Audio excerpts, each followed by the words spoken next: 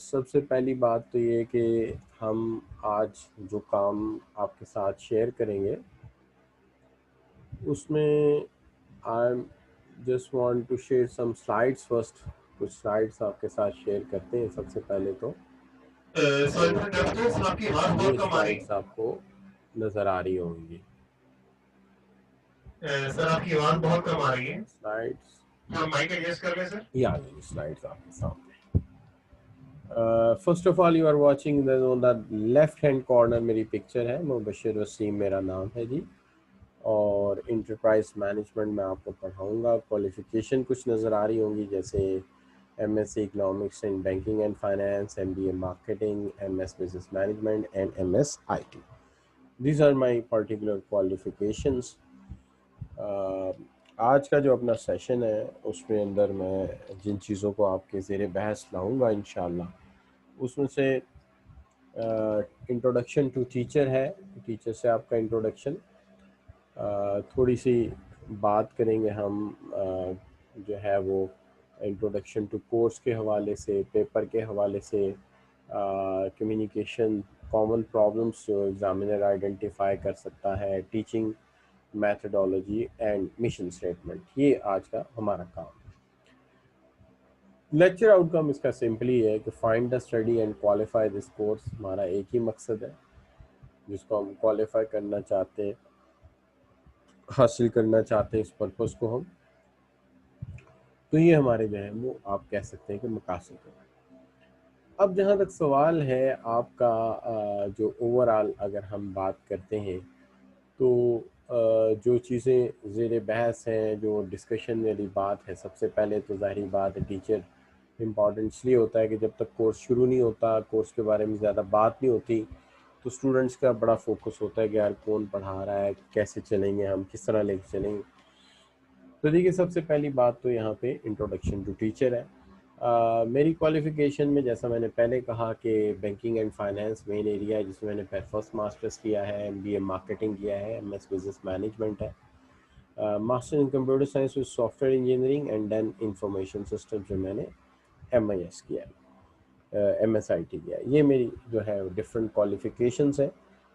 वैसे तो डाइवर्सिफाइड हैं, जो ज़्यादा लाइक नहीं की जाती इतनी डाइवर्सिफाइड क्वालिफ़िकेशन इंडस्ट्री में, लेकिन ये है कि जो आपका कोर्स है प्रोफेशनल बॉडीज़ के, उसके हवाले से चूँकि कुछ चीज़ें आईटी से रेलेवेंट होती हैं, कुछ फाइनेंस से रेलेवेंट होती हैं, कुछ मैनेजमेंट से रेलेवेंट होती हैं, तो वहाँ पर पर्टिकुलरली इन चीज़ों का हमें बहुत ज़्यादा फ़ायदा मिलता है कि जो भी चीज़ बतानी है उसकी जगह हम इन डेप्थ तक आप जा सकते हैं। अब जहाँ तक सवाल है हमारा कि सर्व इन प्रोफेशनल ऑर्गेनाइजेशंस की अगर आप बात करें कि मेरा जो प्रोफेशनल एक्सपीरियंस है, तो पाकिस्तान में जब प्लास्टिक कार्ड इंट्रोड्यूस हुए, जिसको आज एटीएम कार्ड भी कहते हैं, डेबिट कार्ड भी कहते हैं, तो उस नोवा कैमटेक नामी कंपनी है जहाँ से मैंने करियर का आगाज़ किया। उसके बाद फिर मॉर्गन केमिकल्स में आ गया मैं, जहाँ पे मैंने pharmaceutical material selling and buying का जो बिज़नेस था उसके अंदर मैंने काफ़ी काम किया। फिर इसके बाद फील्ड चेंज की, या समझ लीजिए कि अपॉर्चुनिटी मुझे मिली, एक कंपनी थी बियर मैक्स नामी, इंजीनियरिंग एंड बेयरिंग मैन्युफैक्चरर थे। इनका चाइना में प्लांट है और यहाँ के लोकल और इंटरनेशनल इन्वेस्टमेंट से ये काम चल रहा था। तो यहाँ मैंने काम किया, अभी भी इनके साथ मैं as a non executive director काम कर रहा हूँ। और उसके बाद जो है मैं जो मैं जॉब कर रहा हूँ इस वक्त, वो मेरी जॉब है ह्यूमन रिसोर्स मैनेजमेंट से मुतलिक, जिसमें मतलब टाइटल मेरी जॉब का जो है वह group well manager training and development at CFE। तो यहाँ पे मैं फैकल्टी ट्रेन करता हूँ, फैकल्टी की ट्रेनिंग और अरेंज करता हूँ, और काफ़ी सारे लोग जो हैं वो यहाँ से मेरे से तरबियत याफ्ता हैं, CMA क्वालिफाइड, CA क्वालिफाइड, जो कि डिफरेंट ऑर्गेनाइजेशन में सर्व कर रहे हैं और मेरे स्टूडेंट्स हैं। बहरहाल जी, ये मेरी कुछ महदूद सी एक्टिविटीज़ रहीं। उसके बाद ये तो मेरी प्रोफेशनल काम है। जहाँ तक मेरा टीचिंग एक्सपीरियंस का ताल्लुक़ है, तो government college university, university of education Lahore, superior university and university of central Punjab भी ये यूनिवर्सिटी हैं जहाँ पे मैंने सर्व किया है, which are in the government and private sector both. तो यहाँ पे मैंने सर्व किया है। और जो आपका है जो आपका प्रोफेशनल बॉडीज हैं, प्रोफेशनल बॉडीज़ में मैं ICMAP में जो कोर्सेज ज़्यादातर पढ़ाता हूँ उसके अंदर फंडामेंटल्स ऑफ मैनेजमेंट है, इंटरप्राइज मैनेजमेंट है एंड स्ट्रेटेजिक मैनेजमेंट है। जो ACC है इसके अंदर मैं बिजनेस एंड टेक्नोलॉजी, उसके अलावा जो कोर्स मैं लेता हूँ ये वैसे अलग कोर्स है, मुझे कॉमन लेना चाहिए था, बिजनेस एनालिसिस, ये कोर्सेज हैं। और CA के अंदर मेरा जो कोर्स है वो है business management and behaviour studies. तो ये मैं डिफरेंट कोर्सेज इसके अंदर टैकल करता हूँ। वैसे कोर्स एक ही है, वेरी फेमिलियर कोर्स, नेचर एक ही है, फील्ड ऑफ स्टडी सेम ही है, हाँ प्रोफेशनल बॉडीज़ अलग अलग हैं जिसके अंदर हम काम करते हैं। उसके अलावा मेरा एक डिफरेंट और भी एक्टिविटी है, या मेरी एक डिफरेंट और भी एसोसिएशन कह सकते हैं इसके अलावा। तो ये जो एसोसिएशन है मेरा, ये बेसिकली है, आप ये कह सकते हैं कि ज़्यादातर वाबस्ता है तो प्रोफेशनल कोर्सेज के साथ ही, जिसके अंदर मेरा कोर्स है जैसे अकाउंटेंट इन बिजनेस है, ये बेसिकली MBT कहलाता है। फिर उसके बाद बिहेवियर स्टडीज़ इन CA, और इसके अलावा CAF2 उसका CA का। ये सारे कोर्सेज जो है मेरे ऑनलाइन भी सेल होते हैं। एक ऑर्गेनाइजेशन है, it's name is near pair. तो नियर पेयर के साथ ये जो है सेल होते हैं, और ये रिकॉर्डेड कोर्सेज पड़े होते हैं, एक डेटाबेस पे अक्सर परचेज करते हैं CA और ACCA के बच्चे। तो वहाँ पे मैं ये काम करता हूँ। अब जो आपका है, आप कह लीजिए कि काम है वो बस्ता है डिफरेंट एक्टिविटीज़ के साथ, जैसे कि एक मेरा वैसे शुगल है, वो है इकोटैक मैनेज के नाम से मैंने एक यूट्यूब चैनल बनाया हुआ है। यहाँ पे different interviewing techniques, different technologies और इस तरह की चीज़ों को मैं डिस्कस करता हूँ स्टूडेंट्स के साथ। एक गपशप सा बस माहौल बनाया हुआ है कि जो चीज़ आती है वो हर 6 माह बाद, 2 माह बाद, 3 माह बाद 3 4 8 10 वीडियोस अपलोड कर देते हैं कि चलो यार बच्चों का जो भी भला हो सकता है। और वैसे जो मेरा रिकॉर्डेड मटेरियल, चूँकि वो तो कमर्शलाइज होता है, बिकता है, तो वो तो मैं इस पर अपलोड नहीं कर सकता, तो वो मेरा नियर पेयर पे पड़ा होता है। ये ऑर्गेनाइजेशन, इसका नाम है नियर पेयर ऑर्गेनाइजेशन, तो वहाँ पड़ा होता है। इस तरह ये मुख्तलिफ मेरी एक्टिविटीज़ हैं जी जो मैं करता रहता हूँ। बाकी ये जो मेरा पर्टिकुलरली ये जो डिज़ाइन है, ये मैंने क्यों किया, ये डिज़ाइन बस हमें एक शौक़ में, मैं एक दिन बैठा था जब कोविड का सीज़न शुरू हुआ, तो मैंने एक सोच में लाया कि अब जो आने वाला दौर है उसके अंदर इंसान जो है वो माइक्स को इस्तेमाल करेगा, और माइक्स को इस्तेमाल करके लोगों के घरों तक नॉलेज को पहुँचाएगा। So this is what will the future. तो उसके पेश नज़र मैंने जो है ये एक समझ लीजिए कि लोगो डिज़ाइन किया, और उसको अपना जो है टाइटल बना दिया अपनी तमाम स्लाइड्स का, ताकि आपको ऑनलाइन टीचिंग का जो है ना वो ज़रा थोड़ा सा आइडिया दिया जा सके। तो ये what's I am doing in this regard. अब जहाँ तक सवाल है, आप मेरा जो इंट्रोडक्शन इतना काफ़ी है आपके लिए। और ये जो है ये जिन जिन इदारों के साथ मैं अटैच रहा उनके लोगो हैं, जैसे कि गवर्नमेंट कॉलेज का है, उसके बाद यूनिवर्सिटी ऑफ एजुकेशन का है, सुपीरियर का है, ठीक है जी, और जनाब डिफरेंट इदारे जिनके साथ हम अटैच रहे उनके मैंने, और अटैच हूँ उनके मैंने लोगोस लगा दिए ताकि आइडिया हो जाए कि मैं क्या करता हूँ। अब इससे आगे मेरे मेरे मुतालिक तो इतना जान लेना अभी काफ़ी है। जैसे जैसे हम काम करेंगे बाकी बातें भी आपके सामने आती चली जाएंगी। अब इसके बाद जो अहम बात आगे चलती है वो है आपका कोर्स आउटलाइन या कोर्स क्या है। देखिए, आपकी स्टडीज़ के 3 डिफरेंट लेवल हैं, जिसके अंदर एक आपका ऑपरेशनल लेवल है, एक आपका जो है वो मैनेजेरियल लेवल है, और एक आपका स्ट्रेटजिक लेवल है। इस वक्त जिस लेवल पे आप हैं इसको हम कहते हैं मैनेजेरियल लेवल, यानी ये लेवल 2 है आपका, जिसके ऊपर इस वक्त आप सर्व कर रहे हैं। अब इस लेवल पे जहाँ पे हम सर्व कर रहे हैं we called it the managerial level. Managerial level पे हम काम कर रहे हैं, और यहाँ पे आपका कोर्स आया है मेरे हिस्से में जो वो है इंटरप्राइज मैनेजमेंट। अब जब हम बात करते हैं इंटरप्राइज मैनेजमेंट की, तो इसके अंदर सेवरल चीज़ें जो हैं वो पार्ट हैं इस कोर्स का, जिसको हमें डिस्कस करना चाहिए कि क्या क्या कुछ इसके अंदर शामिल है। और आपको इस लेक्चर को इस लिहाज से बड़े गौर से सुनना चाहिए। तो बाद में क्या हो रहा होता है, बाद में ये हो रहा था सर कोर्स कब ख़त्म होगा। अब पता लगता है कि मैं 2 ग्रिड कवर कर चुका हूँ, अब मेरे से कुछ स्टूडेंट पूछ रहा है कि अच्छा कोर्स कब कवर होगा। अच्छा, आखिरी ग्रिड चल रहा होता है, और सेकंड लास्ट टॉपिक पे पास बच्चे पूछ रहे हैं सर कोर्स कब कवर होगा। यार बात ये है कि अगर पहला लेक्चर गौर से सुना हो और अपनी कोर्स आउटलाइन को गौर से देखा हो तो वो पता हो कितना काम किया कितना रह गया, तो ये जरा आप गौर से सुन लें तो अच्छी बात है। दूसरी बात ये नेचर पता हो कि यार किस चीज़ का कितना नेचर है, क्या सूरत हाल है, क्या उसका वेटेज है, इसमें से कितना पेपर जो है हमें एड्रेस होगा, कम से कम प्लानिंग के तहत पढ़ा जाए तो फिर जाहिर बात है रिजल्ट भी अच्छा आता है। अब जहाँ प्लानिंग ही नहीं होगी आप बात सुनते ही नहीं है। जब बात बच्चे तो ऐसे हैं, मैं लास्ट टाइम एक कोर्स पढ़ा रहा था तो मैंने इंट्रोडक्टरी लेक्चर दिया तो बच्चों ने मेरे से कहा कि सर ये बताएं कि आप कोर्स किस दिन शुरू करेंगे। मैंने कहा यार आज तो मैं कोर्स ही इंट्रोड्यूस कराऊंगा, कल से इंशाल्लाह जो है पहला कंटेंट पढ़ाना शुरू कर दूंगा। लिटरली 4 या 5 बच्चे एग्जिट कर गए थी, कोर्स शुरू होगा तब पढ़ाएंगे तब पढ़ेंगे, अभी पढ़ने की क्या जरूरत। वाह जी माशाल्लाह, ये है हालात। यानी आप एक प्रोफेशनल बॉडी के स्टूडेंट हैं और आपको प्लानिंग की अहमियत का ही नहीं पता कि प्लानिंग क्या चीज़ होती है। और मैं बड़े आराम से कहा कि अच्छा जब पहला कंटेंट आएगा तब पढ़ना शुरू करेंगे, आज हमें ये बात सुनेगी तो हमें सुननी नहीं क्योंकि पेपर में आती नहीं है। तो अंदाजा करें कि प्लानिंग के एतबार से इतनी फजूल किस्म के लोग होंगे तो फिर सक्सेस क्या लेंगे। लिहाजा ये बड़ी इंपॉर्टेंट बात है कि भाई जो आप कोर्स आउटलाइन देख रहे हो उसको थोड़ा सा समझो और समझने के बाद जो है समझो कि हमने किस तरह से पढ़ना है, कैसे चलना है। थोड़ा सा तो जो है वो आप लोग अगर फोकस करेंगे तभी बात बनेगी। तो ये एक अजीब सा ट्रेंड मुझे लगा, मैं थोड़ा सा मुझे अफसोस भी हुआ। मैंने कहा यार इन बच्चों को, यानी अगर इंसान बताना चाहे कि ये इस तरह से कोर्स है, इसमें ये कंटेंट्स हैं, तो they will never take interest in that, कि वो तो इंटरेस्ट ही नहीं ले रहे। तो बेटा इस तरह नहीं सक्सेस होती। सक्सेस ये होती है कि आप जो है वो चीज़ों को समझें, उनकी इम्पोर्टेंस को समझें, तो फिर बात बनती है। अब मैंने ये कहा कि इंटरप्राइज मैनेजमेंट जो है ये मिडिल लेवल पे हम पहुंच गए इस वक्त। ये आपका मैनेजरियल लेवल का कोर्स है। इस कोर्स के जो कंटेंट्स हैं इसके अंदर सबसे इम्पॉर्टेंट कंटेंट्स जो है वो शुरू यहाँ से होते हैं कि इंटरप्राइज मैनेजमेंट का पहला जो हिस्सा आप शुरू करते हैं इसको उन्होंने 5 हिस्सों में ब्रेक किया। कोर्स आउटलाइन में अक्सर लिखा होता है 4, लेकिन चौथा है जो पहला हिस्सा है बड़ा लंबा किया होता है इन्होंने।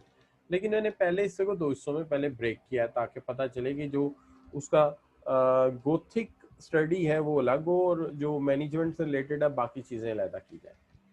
अब ये जो आपका पहला हिस्सा है जिसके अंदर introduction to management and management theories है, operation management and its importance for management accounting, ये जो हिस्सा है आपका 35% पेपर यहाँ से आता है, 35%। उसके बाद आ जाता है जी आपका जो है वो मार्केटिंग मैनेजमेंट। मार्केटिंग मैनेजमेंट का जो एरिया है ये आम तौर पे आपका जो है 20% कोर्स जो है वो कवर करता है। ठीक है, 20% कोर्स कवर करता है।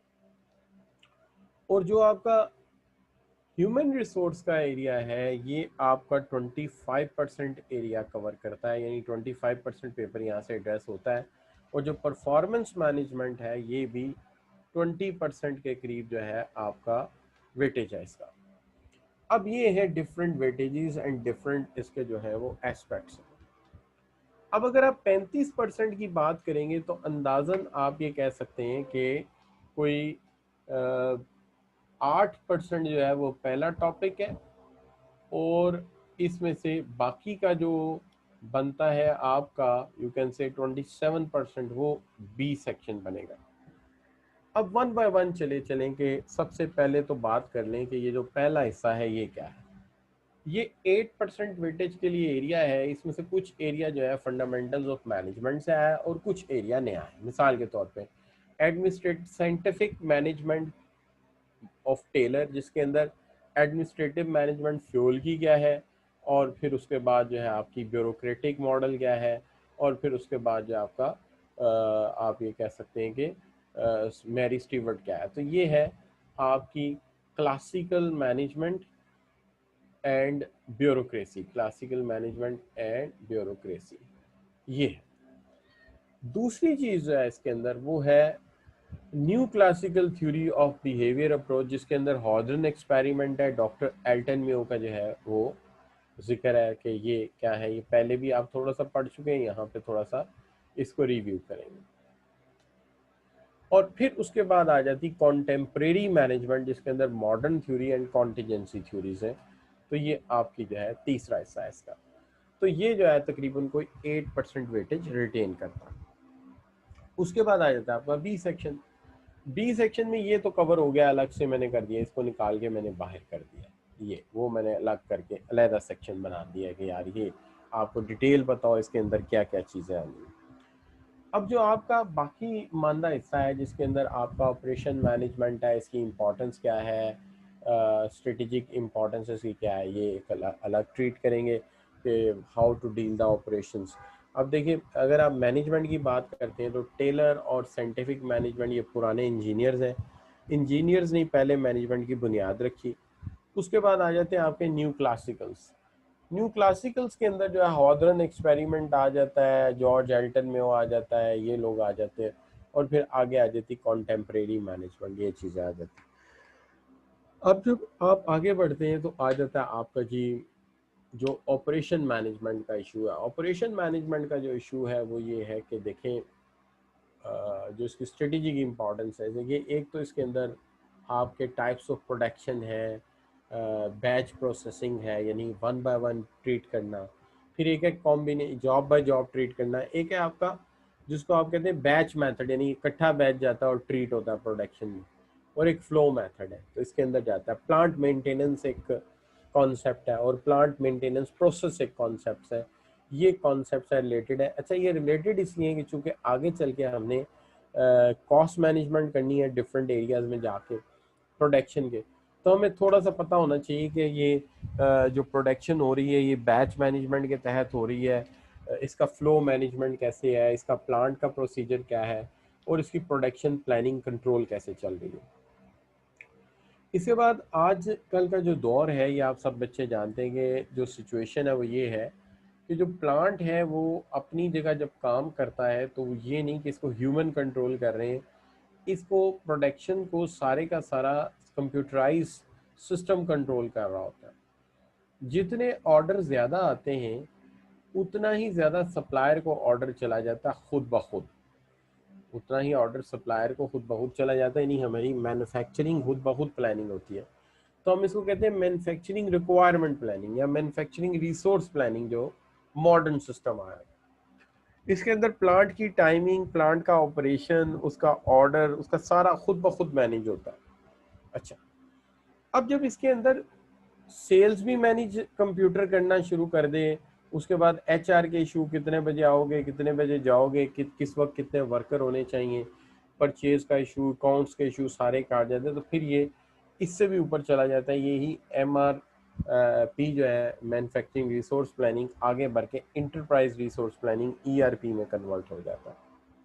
और आजकल इसका बड़ा ज़माना है जी, सीधी बात है, जितना मर्जी अच्छा अकाउंटेंट हो अगर उसको ईआरपी की प्लानिंग नहीं आती और ईआरपी वो नहीं जानता तो फिर वो आगे नहीं जा सकता। उसके बाद आगे चलते हैं तो ऑप्टिमाइज प्रोडक्शन टेक्नोलॉजीज है, वो टेक्नोलॉजीज जो कि कॉस्ट को मिनिमाइज करती हैं, प्रोडक्शन प्रोसेस को अपडेट करती हैं, एफिशिएंट करती हैं, सारी की सारी टेक्नोलॉजी, इनको हम कहते हैं ऑप्टिमाइज प्रोडक्शन टेक्नोलॉजीज। फिर आगे चलते हैं तो इनका ज़माना है, तो ये हम पढ़ेंगे। तो ये हमारा पहला सेक्शन है, जब हम इसको कवर कर लेंगे तो अंदाज़ा एक ये किया जा सकता है कि इसको कवर होने पर हमारा जो है वो तकरीबन 35% तक जो कोर्स है वो कवर हो जाता है, यानी 35% स्कोर जो हम रिटेन कर लेंगे अगर हम ये टॉपिक भी बीच में शामिल कर लें, जिसके अंदर प्रोडक्टिविटी एंड एफिशिएंसी एवेल्यूएशन है।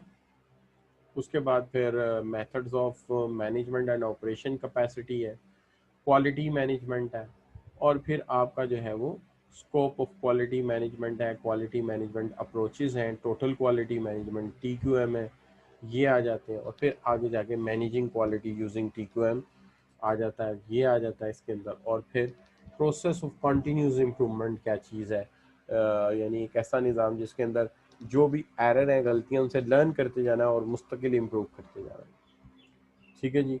और फिर आगे चल के लेन प्रोडक्शन है, और फिर उसके बाद जो है इंटरनेशनल ऑर्गेनाइजेशन फॉर स्टैंडर्डाइजेशन क्या है, टोटल प्रोडक्शन मेंटेनेंस क्या चीज़ है, और जो है आपका TQMEX यानी TQ मैक्स मॉडल है, और सर्विस क्वालिटी है। ये सारे इश्यूज जो हैं वो उसके साथ रेलेवेंट है, जिनको हम स्टडी करेंगे और इसके साथ ही जैसे मुकम्मल करेंगे तकरीबन 35% कोर्स का वेटेज हम कवर कर लेंगे।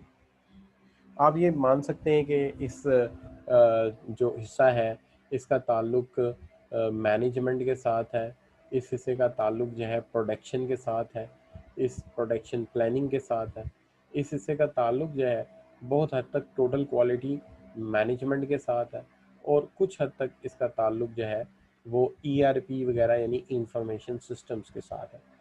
ये डिफरेंट टाइप्स के जो है ये इसके रिलेटेड टॉपिक्स हैं जहाँ से इकट्ठा करेंगे। यही वजह है कि अगर आप मुझे एक किताब कहेंगे तो मैं कहूँगा मैं कोई एक किताब रिकमेंड नहीं कर सकता।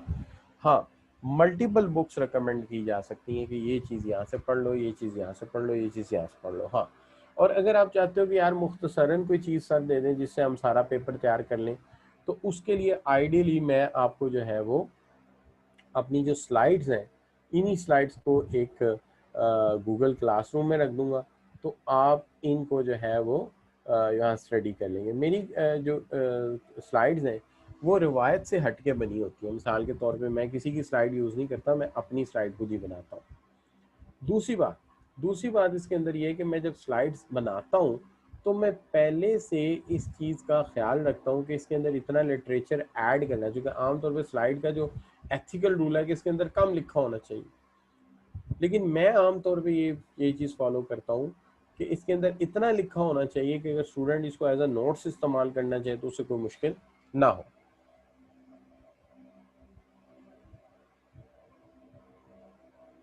हाँ, तो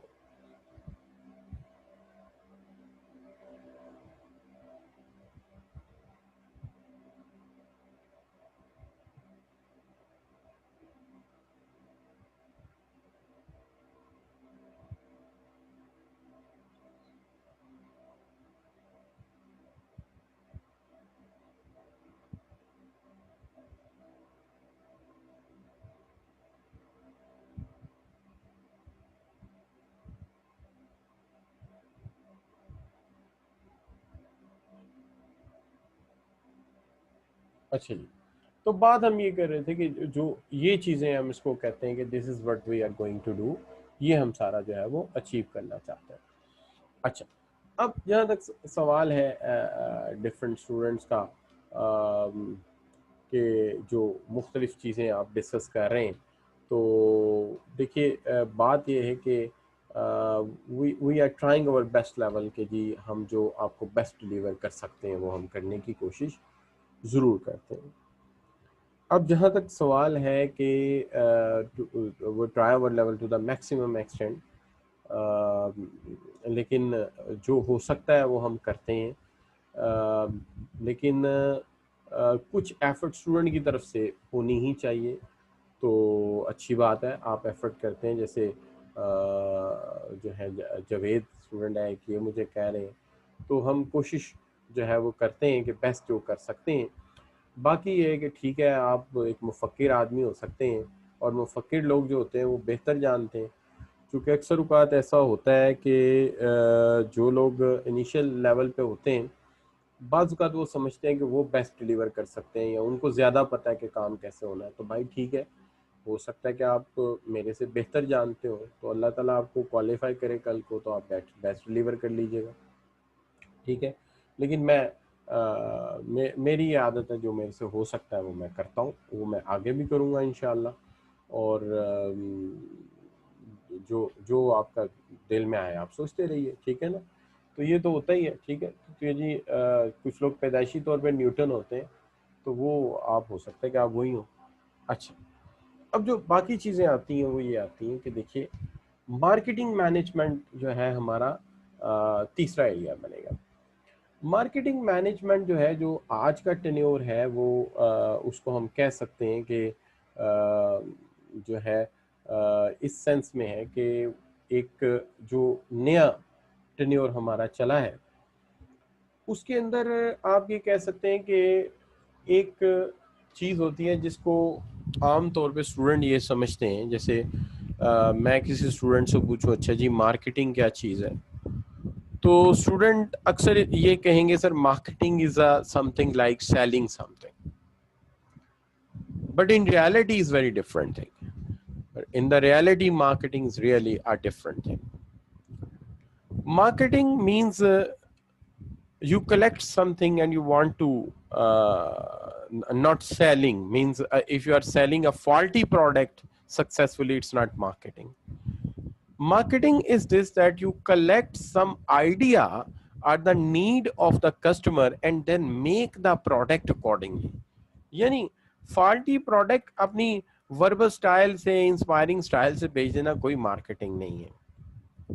मार्केटिंग हकीकत में ये है कि आप जो हैं किसी प्रोडक्ट को, किसी चीज को बनाएं कस्टमर के एंगल से, यानी जो कस्टमर परसीव करता उसके एंगल से बात करें और कस्टमर की सोच के मुताबिक चीज बनाएं ताकि कस्टमर उसको खरीदे।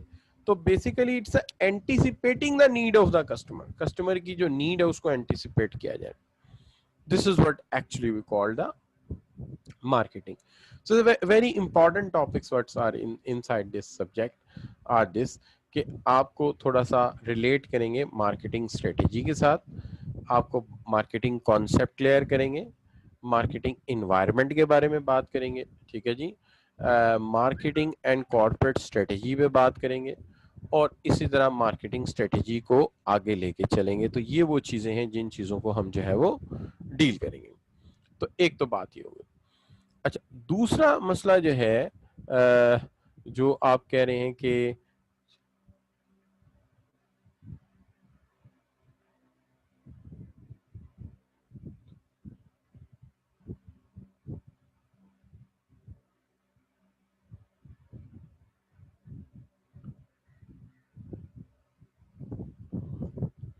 तो दूसरी जो चीज हम बात कर रहे हैं वो ये कर रहे हैं कि जनाब जो मार्केटिंग प्लान्स हैं कैसे बनते हैं, ब्रांडिंग का कॉन्सेप्ट क्या है। देखिए, आप आज की दुनिया को जब देखते हैं तो हमें एक चीज़ ये नज़र आती है जिसको आप इस सेंस में देखते हैं कि जी एक जो नेचुरल साइंस ऑफ ब्रांडिंग है कि things are not like you see, एक प्रोडक्ट है अच्छा है, लेबलिंग मैटर करती है, वो इस तरह से कि एक कंटिन्यूस इमेजिंग है प्रोडक्ट्स की, प्रोडक्ट डेवलपमेंट है, उसके साथ साथ एक नाम भी है कि गाड़ी अच्छी है, ठीक है, बनाई किसने है, बर्गर अच्छा है, लेबल कौन सा लगा हुआ। तो branding is very important thing, जिसको आमतौर पे एक्सपर्ट्स ये कहते हैं कि it is not the product but how many people agree to pay due to a tag placed on it. जो टैग प्लेस है उसकी वजह से लोग कितना पे करते हैं इसके ऊपर। तो ये है what you can say branding, कि आप कितना जो है वो ब्रांड को अपलिफ्ट करते हैं। अब जहां तक सवाल है आपका मार्केटिंग कम्युनिकेशन एक स्टाइल है, तो अगर मैं पहले ब्रांडिंग में थोड़ा सा और ऐड कर दूं कि देखिए दुनिया में बर्गर बनाने वाले कितने लोग हैं, KFC है, मैकडोनल्ड है, हार्डीज है, सबवे भी टू सम एक्सटेंट सेम चीज़ है, और फिर आप देखें कि बर्गर किंग है। अजय सब बर्गर बनाते हैं, जब आप टॉप 100 ब्रांड में जाके देखते हैं तो इनमें से 4 टॉप 100 ब्रांड में शामिल है। ये है ब्रांडिंग कि आपने वैल्यू और वर्थ इतनी जनरेट की है कि लोग जो है ब्रांडिंग पे फोकस्ड हैं। अब देखिए दुनिया में जितने मुल्क जो टॉप ब्रांड रखते हैं वो इस वक्त 12 कंट्रीज में शामिल है। मिसाल के तौर पे आप देखिए आप जो है कोरिया कहाँ खड़ा था, आज सैमसंग है उसके पास जो है डाइवो है, किया है। कोई देखिए सैमसंग तो बहुत अच्छा ब्रांड है, लेकिन किया को देखिए या आप देखिए कि डाइवो को, कोई आउटस्टैंडिंग ब्रांड नहीं है, लेकिन 3-4 ब्रांड्स बनने से ही कौम कहाँ से कहाँ पहुंच जाती है। हुंडई सेंट्रो आपने देखी होगी गाड़ी, तो ये सारे जो है बन जाते हैं। तो this is what you can say branding, एक नाम बनाना, एक टैग जनरेट करना। अब आगे मार्केटिंग कम्युनिकेशन होती है। बेसिक आइडिया इसमें ये होता है कि हमें कस्टमर को कम्युनिकेट कैसे करना है। एक वो टेक्निक होती है ना, जैसे आप लक्स का रीसेंट कंप्लेंट देखते हैं कंपेन, तो उसके अंदर आपको नजर आता है एक ही कलर बिलबोर्ड पे है, एक ही कलर इलेक्ट्रॉनिक मीडिया पे है, एक ही कलर जो है दूसरे मीडियाज के ऊपर है। तो हम इसको कहते हैं ये है आपका जो है मार्केटिंग कम्युनिकेशन आप कैसे करते हैं। अब जहाँ तक ताल्लुक है डेवलपमेंट्स इन मार्केटिंग के, मार्केटिंग में आपने डेवलपमेंट्स जो किए हैं, जैसे आपका कंज्यूमर बिहेवियर है, मार्केटिंग को आप लेके चलते हैं कि आप कितना कंज्यूमर बिहेवियर समझते हैं। किसी भी इंसान से इंटरेक्ट करना है तो जितना आप उसका बिहेवियर समझते हैं उतना बेस्ट जा सकते हैं हम। इसी तरह कुछ ऑर्गेनाइजेशन हैं सिर्फ प्रॉफिट के लिए काम नहीं करती, नॉट फॉर प्रॉफिट होती हैं, जैसे शौकत खानम है, ईदी ट्रस्ट है, इनकी भी मार्केटिंग होती है, तो इनको हम कहते हैं marketing not for profit organisation. फिर एक चीज़ होती है, इसको इंटरनल मार्केटिंग कहते हैं, चूँकि देखिए कस्टमर दो तरह का होता है, एक एक्सटर्नल कस्टमर है जो आपकी गुड्स परचेज करता है, और दूसरी तरफ एक्सटर्नल कस्टमर है जो सॉरी एक एक्सटर्नल कस्टमर है जो कस्टमर है आपकी गुड परचेज करता है, लेकिन एक इंटरनल कस्टमर है जो कि आपका एम्प्लॉय है, इंटरनल होगा, वो भी तो बाहर जाके एक वर्ड ऑफ माउथ कहेंगे ना आपके मुतालिक। तो ये चीज़ आ जाती है। आगे आ जाता है corporate social responsibility and social marketing, ये इसके अंदर शामिल हो जाती है। तो ये जो सोशल मार्केटिंग है मीन्स के आप अपना एथिकल इमेज कैसा देते हैं, ये इसके अंदर शामिल हम कर लेते हैं। तो ये हमारे जो है कंटेंट्स हैं जो कि दूसरे कंटेंट्स हैं। इनका जो वेटेज अगर आप देखते हो तो मैंने भी बताया था, इसका वेटेज पेपर में जो है वो 20% है, 20% तक पेपर जो है इसमें से एड्रेस होता है। अब जहां तक सवाल है आपका सेक्शन नंबर डी, जिसके अंदर आपकी जो है वो ह्यूमन रिसोर्स मैनेजमेंट आ जाती है। देखिए दुनिया में जितनी भी ऑर्गेनाइजेशन प्रिवेल करती हैं, इसके अंदर बहुत ही इम्पॉर्टेंट रोल जो है आप देखते हैं कि आपके ह्यूमन रिसोर्स मैनेजमेंट का। ह्यूमन रिसोर्स मैनेजमेंट को हम इस एंगल से इम्पॉर्टेंट मानते हैं, कहते हैं कि देखिए एक्चुअल वैल्यू डिलीवरेंस जो है वो तो फिर रिसोर्सेज की का मामला है कि आपके ह्यूमन रिसोर्सेज कैसे हैं। दुनिया में जितनी भी ऑर्गेनाइजेशन काम कर रही हैं एक्चुअली वो सर्व कैसे कर रही हैं, अगर आप गौर करें तो सर्व इसी बुनियाद पे कर रही है ना कि कितने इंटेलेक्चुअल उनके पास है। अगर कोई नई कार डिजाइन होती है, कोई नया प्रोडक्ट डिजाइन होता है, कोई नई इनोवेशन होती है, तो कौन लेके आता है? Obviously these are the people worker who brings the change in the procedure, in the system. तो ये सब कौन करता है? ये ह्यूमन रिसोर्सेज होते हैं। जितने आपके पास क्वालिटेटिव ह्यूमन रिसोर्सेज होंगे, हम उतना बेस्ट करने की कोशिश करेंगे। अच्छा, और देखिए ह्यूमन रिसोर्स की अपनी कुछ ह्यूमन रिसोर्सेज मैनेजमेंट थ्योरीज होती हैं, इसको हम अंडरस्टैंड करेंगे इस सेंस में कि आने वाला जो दौर होगा इसमें आप एक मैनेजर बनेंगे। तो जब आप एक मैनेजर बनते हैं तो दो तीन तरफा आपका इंटरेक्शन होता है ह्यूमन के साथ।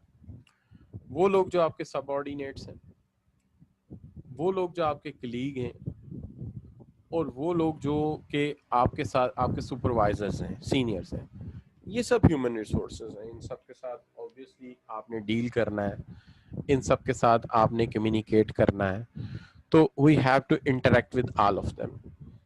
इस लिहाज से ह्यूमन रिसोर्स को समझना जो है वो इम्पॉर्टेंट है।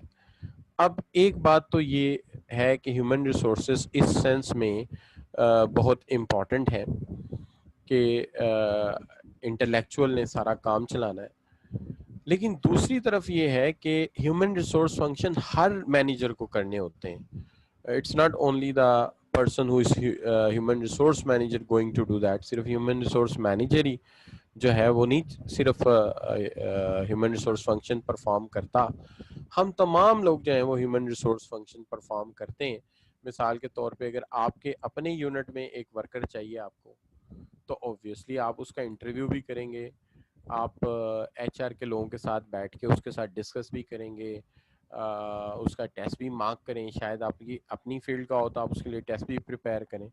तो बहुत सारे ऐसे ह्यूमन रिसोर्स फंक्शन होते हैं जो कि एचआर रिकमेंड करने के बाद आगे फाइनल इंटरव्यू जो होता है वो हेड ऑफ डिपार्टमेंट पे छोड़ देते हैं, या उस पर्टिकुलर टीम के ऊपर छोड़ देते हैं जो कि उस पर्टिकुलर एरिया से वाबस्ता होती है कि जनाब आप देखिए कैंडिडेट आपके लिए कितना सूटेबल है। तो आपको देखना होता है कि कल्चर में आपके यूनिट के सेट हो जाएगा, हो सकेगा नहीं हो सकेगा। तो इस लिहाज से एक तो ये कि आपको बहुत सारे ह्यूमन रिसोर्स फंक्शन परफॉर्म करने, लेकिन इसमें भी आपको इन्वॉल्व होना है कि जी जो जितने ह्यूमन रिसोर्सेज हैं वो मोटिवेट रहें, उनके रिवार्ड्स ठीक रहें, उनका रिन्यूमरेशन अच्छा हो, उनका जो है वर्क अरेंजमेंट जो है वो बेहतर हो, उन वो सेटिस्फाइड हो, जो इक्विपमेंट उनको दिया गया है, जो टूल्स उनको दिए गए हैं उसके हवाले से उनके पास बाकायदा तौर पे एक एचआर प्लान हो, एक एथिकल बिहेवियर क्या होता है ये हम सिखा सकें, और ह्यूमन रिसोर्स प्रैक्टिसेस जो भी हम कर सकते हैं उनके लिए बेस्ट वो ज़रूर परफॉर्म करें। तो ये वो चीज़ें आ जाती हैं। अब इसके साथ साथ जाहिर एक बात है, आप इसको भी जानना चाहेंगे कि जो गुड ह्यूमन रिसोर्स प्रैक्टिसेस हैं वो क्या हैं, क्योंकि दुनिया की बहुत सारी लीडिंग ऑर्गेनाइजेशंस हैं जो इस मामले में परफॉर्म कर रही हैं।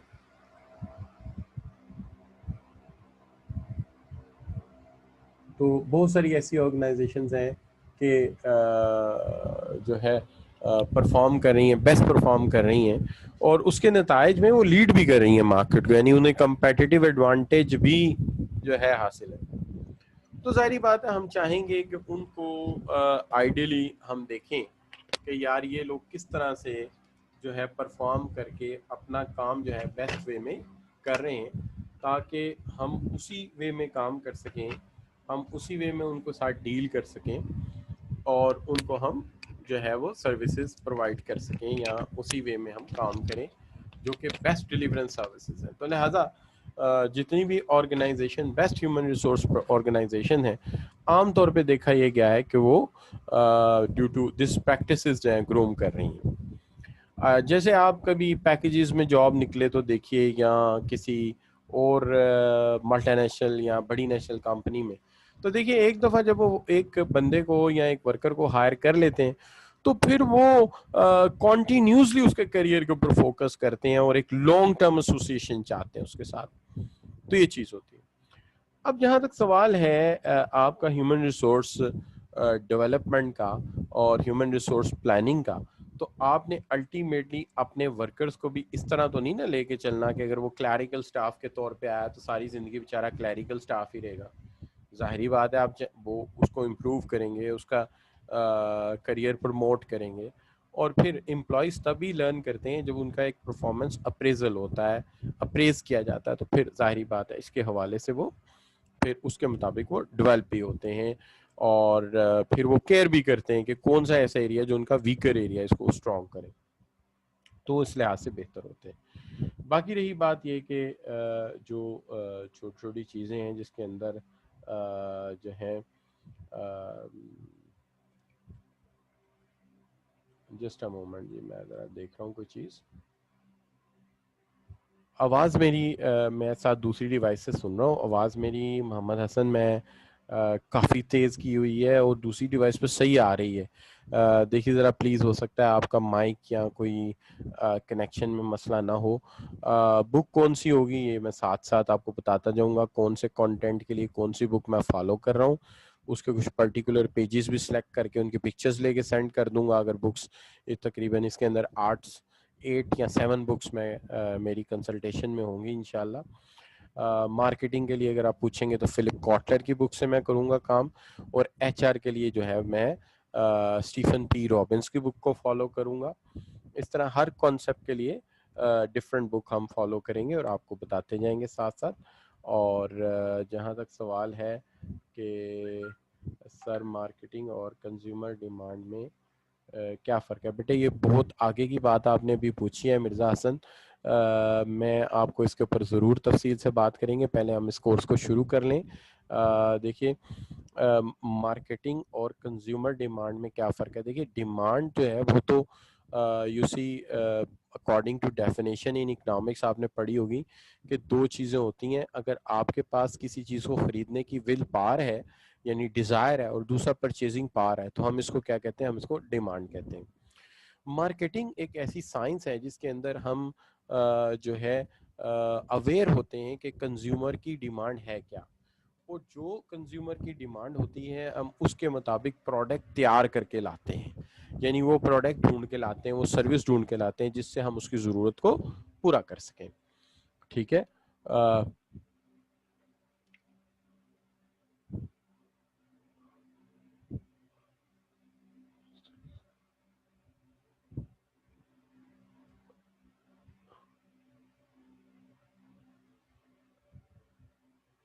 जी ठीक हो गया। और जुवेद भाई कोशिश पूरी करेंगे कि आपको हम सेटिस्फाई करें जिस हद तक हो सकता है। बाकी ये है कि एक चीज़ का ख्याल रखें, वो ये है कि we are not at the opposition of each other, we are having the same aim, हमारा मकसद सेम है। तो we are sitting on the one, not the opposite side of the table, we are sitting on the same side of the table. So therefore, we have to help for each other and support each other. So therefore, I will try my level best and I will definitely focus। जो चीज़ आपको नहीं समझ आए, कोई मसला हो तो आप मेरे साथ डिस्कस कर सकते हैं कि इसमें मुझे प्रॉब्लम है। बाकी अल्लाह ताला आपको मदद करे। ठीक है जी। अच्छा, अब ये चीज़ आ गई। बाकी जो मामले हैं,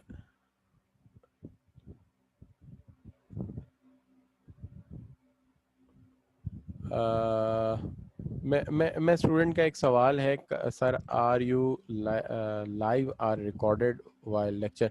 आई am on live, you see. आप जो भी सवाल भेज रहे हैं मैं साथ साथ आंसर कर रहा हूँ, मैं लाइव हूँ, रिकॉर्डेड नहीं है मेरा ये लेक्चर। किसी वक्त हो सकता है कि रिकॉर्डेड लेक्चर मुझे देना पड़े। वो इस तरह से होता है कि जैसे केबल कनेक्शन वीक है तो फिर पिछला लेक्चर चला देते हैं ICMAP वाले, या फिर ये होता है कि मैं कुछ दिनों के लिए आउट ऑफ सिटी हूँ तो कोई एक आध लेक्चर मैंने रिकॉर्ड करके दे दिया तो वो बाजू का चल जाता है। अदरवाइज आई एम ऑनलाइन, मैं ऑनलाइन आपके साथ हूँ, मेरा कॉन्ट्रैक्ट ही ऑनलाइन का है। हाँ, ये हो सकता है कि मेरा लेक्चर रिकॉर्ड करके वो खुद से चला दें, तो it is up to them कि वो क्या करते हैं, उनकी अपनी चॉइस होती है। ठीक है, तो मैं साथ ही साथ जो है वो ज़ाहरा बेटी का सवाल है। बेटा, मैं राइटर्स के नाम और ये सारा कुछ आपको रिपीट कर दूंगा और मैं टाइटल टू टाइटल यानी टॉपिक टू टॉपिक आपको बताता जाऊंगा। एकदम से मैं बताऊंगा, यू विल कंफ्यूज डैट, यार ये क्या है, इसमें क्या पढ़ना है, ये क्या है, इसमें क्या पढ़ना है। तो जो जो चीज़ साथ साथ आती जाएगी मैं आपको साथ साथ बताता जाऊंगा। जी आदिल सलीम बेटा, सवाल कोई नहीं, आपका साइन ऑफ इंटेरोगेशन में नजर आ रहा है, सवाल नहीं नजर आ रहा।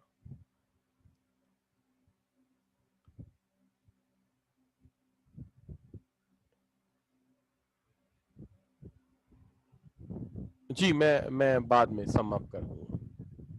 अच्छा बच्चों, अब आगे आ जाता है आपका परफॉर्मेंस मैनेजमेंट का एरिया, जिसमें इंटरप्राइज परफॉर्मेंस मैनेजमेंट है, जिसके अंदर आप जानते हैं कि हम कुछ स्ट्रेटेजिक ऑब्जेक्टिव अपने सामने रखते हैं। उन स्ट्रेटेजिक ऑब्जेक्टिव्स को हम देखते हैं कि हमने किस हद तक अचीव किए हैं। अपनी परफॉर्मेंस को एक ख़ास लिमिट्स में कंट्रोल रखने के लिए हमारे पास जो टेक्निक्स अवेलेबल हैं, उसके अंदर आप जानते हैं कि क्रिटिकल सक्सेस फैक्टर्स हैं जिसके ज़रिए हम अपनी स्ट्रेटेजिक पोजीशन को कंट्रोल करते हैं। उसके साथ साथ जो है आप ये कह सकते हैं कि हमारे पास जो है वो बजटरी कंट्रोल्स होते हैं और financial and non financial measures होते हैं। और यू कैन सी, आप ये कह सकते हैं कि हमारे पास जो हैं वो strategic and critical success factor होते हैं जिनको हम CSF कहते हैं। अब ये जो CSF होते हैं, क्रिटिकल सक्सेस फैक्टर्स, ये लेटर ऑन ज़ाहिर है क्वान्टिटेटिव में मैयर होके KPIs आ जाते हैं, की परफॉर्मेंस इंडिकेटर्स, हम वहाँ से बहुत अंदाज़ा लगाते हैं। एक चीज़ ये है कि पुराने दौर में हम सिर्फ फाइनेंशियल परफॉर्मेंस पे बेस करते थे। आज का ज़माना जो है बैलेंस स्कोर कार्ड का है, जिसके अंदर मल्टीपल साइड पे देखते हैं फाइनेंशियली हम क्या जा रहे हैं, फ्यूचर प्रोजेक्ट्स हमारे पास क्या है, कस्टमर सेटिस्फेक्शन क्या कह रही है, ब्रांड इमेज क्या जा रहा है, और हमारे पास इनोवेटिव आइडियाज़ कितने हैं। तो ये सारी चीज़ें जो है हम इनको देखते हैं।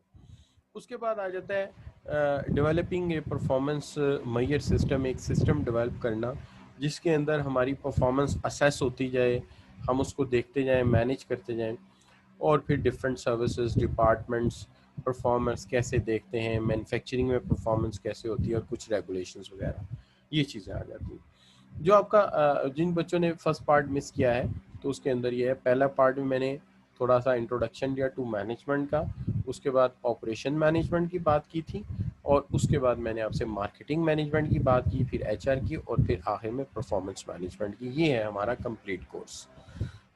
होपफुली इट्स विल कंप्लीटेड इंशाल्लाह within 60 lectures, 60 to 70 lectures हम इसको कवर करेंगे।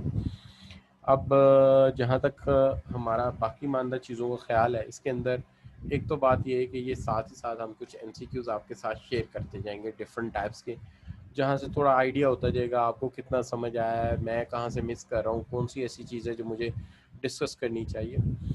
ठीक हो गई बात। और फिर उसके बाद जो है हम साथ ही साथ उसके रिलेटिव आंसर्स रैशनल डिस्कस करते जाएंगे जिस हद तक मेरे से हो सकेगा। अच्छा, उसको डिस्कशन के बाद जो है, अब अगर आप मेरे से पूछें कि एग्ज़ामिनर क्या चाहता है, देखिए जहाँ तक हमारी अपनी इंटरव्यूइंग स्टूडेंट्स की डिस्कशन है, उसके हवाले से हमारा जो एग्ज़ामिनर है उसकी एक अप्रोच इस एंगल से हम देख सकते हैं कि एक तो एग्ज़ामिनर ये चाहता है कि जो है हमारा अंडरस्टैंडिंग ऑफ रिक्वायरमेंट हो, यानी आप जो भी सॉल्व करने जा रहे हैं उसकी रिक्वायरमेंट को अच्छी तरह समझें, क्वेश्चन को आप केयरफुली रीड करें और पैनिक ना हो, सोच के ऑल एस्पेक्ट्स को देख के फिर आप आंसर करें। तो जब आप सारे एस्पेक्ट्स को देख के आंसर करते हो तो फिर उसमें चांसेस ये होते हैं कि आपका आंसर ठीक होगा। अच्छा, इसके अंदर एक चीज़ ये है कि जो है एक स्टूडेंट्स की थिंकिंग ये बन जाती है कि यार चूँकि थ्योरेटिकल पेपर नहीं है, एमसीक्यूज बेस है और अराउंड 70 एमसीक्यूज आएंगे, काफ़ी टाइम होता है, तो आपका एक्सपीरियंस अब काफ़ी हो चुका होगा। इसके अंदर सबसे बड़ा मसला ये होता है कि आप किसी भी किस्म का कोई भी स्टेप स्किप नहीं कर सकते, आपको सारे के सारे स्टेप जो है फॉलो करने पड़ेंगे। हाँ, अलबत्ता ये ज़रूर है कि जब आप इन दी एंड जाते हैं तो बहुत कुछ इकट्ठा हुआ होता है जिसको आपको रीड करना होता है। वहाँ पे सक्सेसफुल स्टूडेंट वो रहते हैं जो पहले से इसके कोई शॉर्ट नोट्स या पास कार्ड्स बना लेते हैं। पास कार्ड से मुराद आप ये ले लीजिए कि कुछ ऐसी शक्ल में अपने नोट्स को तैयार कर लेते हैं कि वो क्विक रिव्यू दे सकें अपने पूरे कोर्स को और जल्द से जल्द उसको रिव्यू कर सकें। उसके लिए होता ये है कि जो फेल पास का फैसला है वो इन दी एंड होता है कि आपने जितना भी होराइजन है उसको समझते हुए कितना सम अप करके अपने लिए रखा है कि आप मुख्तसर करके इन दी एंड रिवाइज उसको आसानी से कर सकें या उसको ऐसे फॉर्मेट में रखें जहाँ से इसका रिव्यू करना आपके लिए आसान हो। तो ये चीज़ बहुत ज़्यादा जो है यहाँ पे मैटर करेगी आपके लिए। तो आपने पहले से ही कोशिश करनी है कि साथ ही साथ रीडिंग करके उसको इस शक्ल में रिव्यू करते जाएं। अच्छा, मैं कोशिश करूँगा जिस हद तक मैं नोट्स रिलीज़ कर सकता हूँ या मैं अपनी स्लाइड्स आपको दे सकता हूँ वो मैं अवेलेबल करता जाऊँ। लेकिन जनरली मैंने जो देखा है कि जो आम तौर पे कमेंट्स होते हैं वो दो तरह के होते हैं। एक तो वो जो स्टूडेंट पास हो जाते हैं और एक वो स्टूडेंट जो फेल हो जाते हैं। जो स्टूडेंट आमतौर पे फेल होते हैं, कभी उनका इंटरव्यू लिया जाए तो वो कहते हैं कि आम तौर पे वो इस बात को मानते हैं कि प्रैक्टिस पूरी नहीं कर सके, फुल टाइम यूटिलाइज नहीं सही तरह से करते, अच्छा असाइनमेंट सीरियसली नहीं लेते, या आम तौर पे उनका क्लेम होता है जी पेपर थोड़ा आउट ऑफ कोर्स था या उस सिनेरियो में नहीं था जिसमें मैंने पढ़ा था। अच्छा, जनरली लेट ज्वाइन करते हैं क्लास को, तो ऑनलाइन क्लास पर्टिकुलरली जब लेट ज्वाइन करते हैं तो उससे बहुत इम्पैक्ट पड़ता है, चूँकि जो टीचर है वो तो शुरू से बेस बना के चल रहा होता है आपकी, तो अगर आप उसको लेट लेके चलेंगे तो फिर अल्टीमेटली उसका इफ़ेक्ट तो आएगा उसके ऊपर। क्या ख्याल है? अच्छा, फिर उसके बाद जो है एक ये आ जाता है कि वो जो है कज़न की शादी पे चला गया था, ये हो गया था, कुछ फैमिली रीजंस ले आते हैं। और कुछ लोग जो हैं वो आप अपना लेक्चर जो है कम्प्लीटली अटेंड नहीं करते, मोबाइल ऑन कर लिया, टैब ऑन कर ली, फोकस राइट लेफ्ट कर दिया। तो इससे बात नहीं बनती। बात यह है कि आपको जो करना पड़ेगा, आपको इसके ऊपर प्रॉपर जो है वो फोकस करना पड़ेगा, प्रॉपर इसको लेके चलना पड़ेगा, फिर ये आपके लिए आपका ये क्लियर हो सकेगा। फिर इसके अंदर जो हमारा आम तौर पे टीचिंग मेथड है वो यहाँ पे यही हो सकता है कि देखिए हम कुछ मल्टीमीडिया बेस्ड लेक्चर प्रिपेयर करें। चूँकि ज़ाहिर है मेरे पास यहाँ बोर्ड अवेलेबल नहीं है, ज़्यादा से ज़्यादा क्या कर सकते हैं कि आप जो टॉपिक लेके चल रहे हैं उसको लेके चलें, प्रीवियस लेक्चर का रीकैप करा दें, आउटलाइन कर दें करंट लेक्चर को कि इसमें ये टॉपिक्स हैं, आप पहले से उसको प्रिपेयर ज़हनी तौर पे करें। अच्छा, थ्योरेटिकल कॉन्सेप्ट्स हैं उनको आपको जिस हद तक हो सके क्लियर करा दिया जाए, क्लास एक्टिविटी है, कंक्लूडिंग रिमार्क्स है, तो ये चीज़ें आपको दी जा सकती हैं जिससे बात आपकी बन जाए। तो इस तरह से हम इसको लेके चल सकते हैं। वे ऑफ टीचिंग यही होगा मेरा कि ज़्यादा कॉन्सेप्ट फोकस रहेगा, प्रैक्टिस फोकस भी रहेगा, दोनों चीज़ों को पैरेलल लेके चलेंगे साइड बाय साइड ताकि दोनों चीज़ें साथ साथ चलती रहें। फ़र्क जो आएगा अब ये आएगा कि पहले कोर्स कंप्लीशन होता था तो आपसे कॉन्सेप्चुअल लेवल के क्वेश्चन आते थे। अब कंट्रास्ट क्वेश्चनल भी हो सकते हैं, यानी दो डिफरेंट कॉन्सेप्ट्स को मैप अप करके या मिला के एक क्वेश्चन जनरेट किया जा सकता है।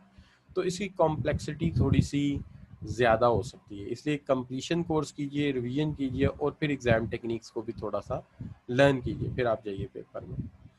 अब एक सवाल जो स्टूडेंट्स का जर्नली चल रहा है कि इंफॉर्मेशन साथ साथ चलती जाएगी, उसके साथ साथ केस स्टडीज़ और क्वेश्चन साथ साथ चलेंगे।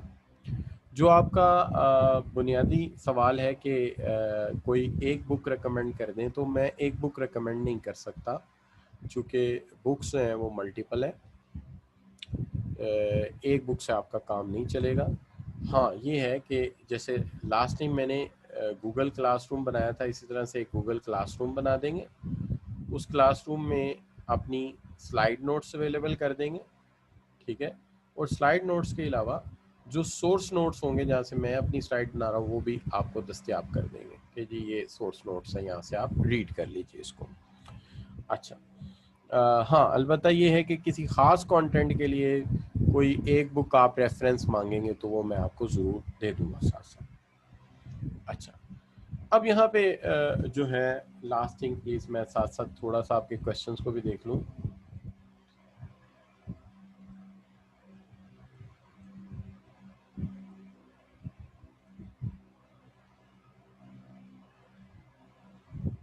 मेरा ख्याल है कि अपलोड कर देंगे ICMA वाले, वहाँ से आप देख सकते हैं। जुबिया बेटी,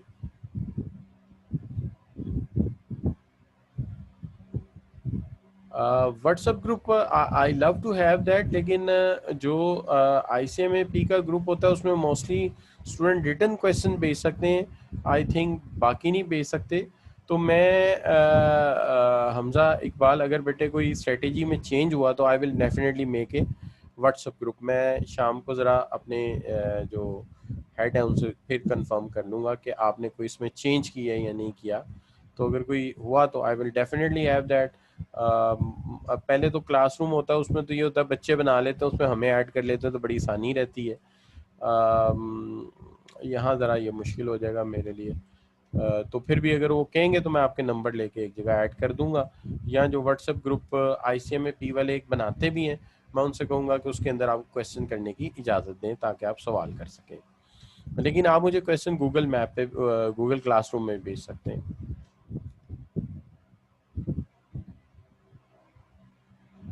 जी, MCQs बेस्ड पेपर होगा बेटा, बिल्कुल MCQs बेस्ड पेपर होगा, कंप्यूटर बेस्ड पेपर होगा, जिसमें दो तरह के सवाल होते हैं, एक मल्टीपल चॉइस क्वेश्चन होते हैं और एक मल्टीपल टास्क क्वेश्चन होते हैं, MTQs टाइप, इस तरह के होते हैं। आज पहली ही क्लास है बेटे, आज फर्स्ट क्लास है, पहले हमने कुछ नहीं पढ़ाया, ठीक है। और आप कोशिश कीजिए कि आप अपना एक्चुअल नेम लिख दिया करें, क्योंकि ये नाम पढ़ने मेरे लिए थोड़े से मुश्किल होते हैं।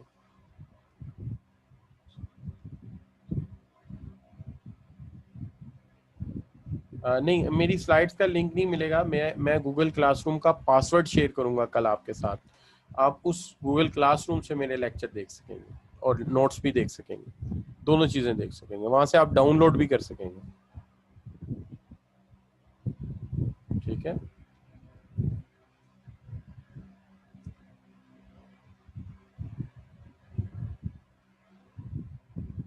अटेंडेंस का नहीं पता बेटा। अदील बेटे, मुझे फिजिकल क्लासेस का इतना आइडिया नहीं, आई डोंट नो कब ये शुरू होती हैं, ठीक है। अब देखिए बच्चों, बात ये है कि मैं आपको जो उस्ताद होने के नाते जो कहूँगा कि एक तो बात ये है, क्लासरूम लेट ना करें, उसमें टाइम पे आएँ, लेक्चर मिस ना करें, be committed, complete and every assignment complete करें, ठीक है। जब आप पढ़ रहे हैं तो फिर इंटरप्ट करने वाली चीज़ों को दूर कर दें, जो भी चीज़ें आपकी तवज्जो दूसरी तरफ मबजूल कराती हैं, सिर्फ इसी पे फोकस करें। कोई टेस्ट हो, कोई भी चीज़ हो, उसको मोटिवेटेडली अटेंड करें। तो क्योंकि सिंपल रूल ये कहते हैं कि जितना आप काम में कहते हैं ना कि एक बात तो ये है, the more you sweet in training less you bleed in the fight. जितने आप अच्छे होंगे ट्रेनिंग में, उतना ही लेस ब्लीड करेंगे आप फाइट में। तो जितनी अच्छी ट्रेनिंग आप ले लें, अच्छा है। और एक बात ये भी है जो जनरली अंडरस्टूड क्लिचेस हैं कि Quetta never win and winner never quit, कि क्विटर कभी विन नहीं कर सकता और विनर कभी क्विट नहीं करता, ये दोनों ही मुखालिफ चीज़ें। लिहाजा आपने दोनों को ही साथ लेके चलना है और क्विट करने की बात नहीं करनी बल्कि एफर्ट करनी है और इसको अचीव करना है इंशाल्लाह। बाकी रही बात ये कि जैसे जैसे आप सब बच्चे जो है, मेरी रूटीन है कि आप लोगों से पूछा कि यार कैसा है, कोई मसला हो तो ज़रूर बताइए। तो आज मैं यहाँ पे लेक्चर वाइंड अप कर रहा हूँ। कल मैं फर्स्ट टॉपिक के साथ आऊँगा, आपका गूगल क्लासरूम बना के आऊँगा, आपको बताऊँगा कहाँ से आपके नोट्स मिलेंगे, कहाँ से आपको स्लाइड्स मिलेंगी, ये सब कुछ अवेलेबल होगा। तो यहाँ पे आप सब बच्चों को मैं अल्लाह हाफिज़ कहता हूँ, लेकिन उससे पहले आप सब बच्चों के लिए आज का लेक्चर कैसा रहा, आपका फीडबैक। जी शाबाश। जी Adil Saleem is sending a thumbs up to me and बाकी स्टूडेंट्स।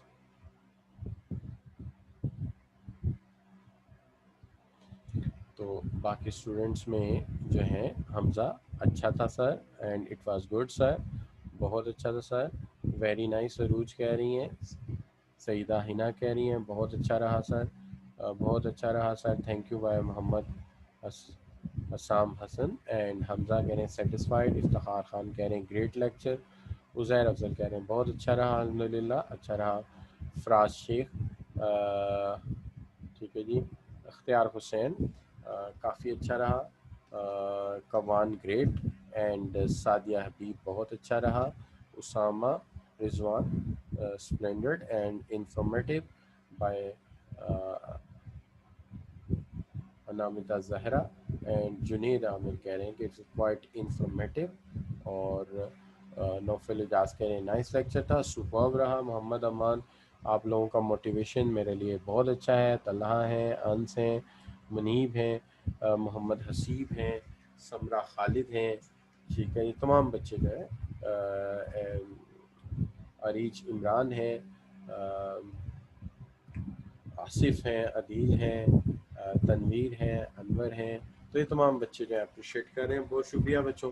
तो जो भी दोस्त हमारे साथ हैं, आई होप कि मैं आपको सेटिस्फाई कर सकूँगा, बेस्ट डिलीवर कर सकूँगा। तो कल इंशाल्लाह मैं आपके साथ तन्हा उज़ैर ज़रूर मुलाकात होगी। तो कल इंशाल्लाह अपने पूरे टाइम पे हम अपने कोर्स का आगाज़ कर देंगे। फ़र्स्ट लेक्चर हम शुरू करेंगे मैनेजमेंट थीरीज़ के बारे में और फिर इंशाल्लाह चलेंगे ऑपरेशन मैनेजमेंट में। Thank you very much for your joining. अल्लाह हाफ़िज़।